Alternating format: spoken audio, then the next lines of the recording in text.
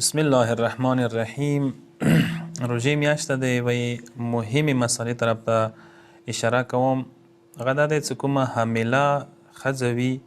څه حاملې وي، امیدواره وي، که چیرې هغه روژه نشي ساتلی، روژه دې دپاره ضرر وي یو بچي دپاره روژه ضرر وي، نقصان لري، پوهېږي چې دا روژه ساتم بچي ته مو نقصان دی. دا دوه قسم ته دي. یو هغسې ښځه چې هغه ایک اول میاشتې دی اوومې میاشتې پورې، اول نه اوومې میاشتې پورې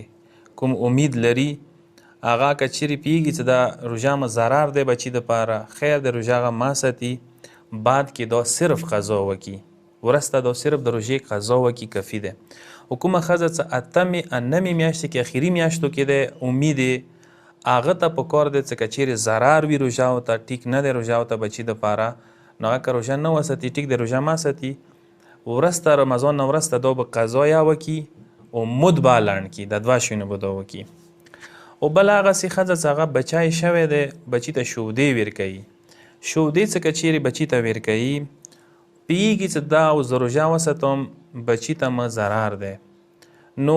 دې صورت کې دې دپاره حکم داسې دی چې دا پکار دی چې پړشمي یا ماښامه ښه طاقتور خوراکونه، ښه خوراکونه پکار دی وکړي، شودې دي، خرما دی،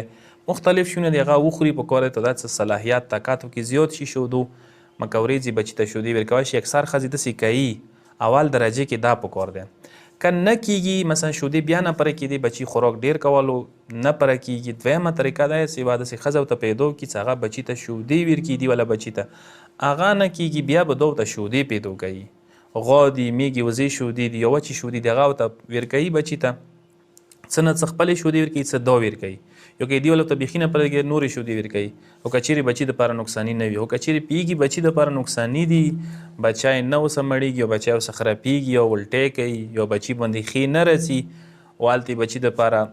ضرر دی، اوس دا پکار دی روژه وخوري، نو خیر دی روژه دا وخوري. دې صورت کې البته دا دی چې دا به قضا یا کوي دغو روژو او مد به لنډوي، کوړوی به هم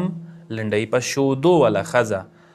اول خو پکار دی چې طاقتور خوراک وکړي چې بچي ته شودې پوره کېږي، که نه وي ښځه ورته ونیسي، که نه وي شودې بهر نه، که دا ټول ممکن نه و ضرر او هلته بچي ته شودې نه وي مسله جوړېږي، نو بیا دا روژه وخوري، خو قضا بیا کوي، وروسته به مد یا لنډوي. اخري دې ځکه مسله دا دی چې کومه ښځه روژې میاشتې کې بچی دنیا ته راوغللو، بچی متولد شولو، بچی وشولو، هغه وجې نه څه روژې وخوړلې، وروسته دغو روژو صرف قضا دی، صرف قضا وکړي، مد وکړوی